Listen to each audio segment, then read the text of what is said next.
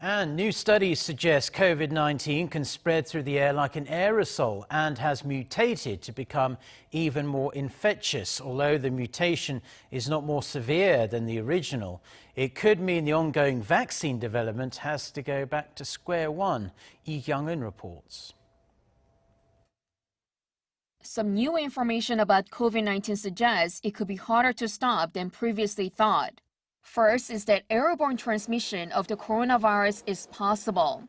According to New York Times, some 239 experts from 32 countries sent an open letter to the World Health Organization saying that tiny particles smaller than droplets may linger in the air for hours, infecting people even in socially distant settings. That's contrary to what the WHO has long insisted, that the primary mode of transmission is large respiratory droplets that fall quickly to the ground. Even in its latest update in June, the agency said airborne transmission is only possible in particular circumstances, like during medical procedures that produce aerosols. With the finding, the scientists urged the agency to revise its recommendations. Other studies have found that the virus has mutated, making it more infectious than before. According to Reuters, the WHO has analyzed the genetic sequences of some 60,000 samples of the coronavirus, 30% of which had mutated but were no more severe. This is in line with a previous study published in the journal Cell, in which a team of global scientists confirmed a new strain of the coronavirus named G614, which spreads 3 to 9 times faster than the previous D614.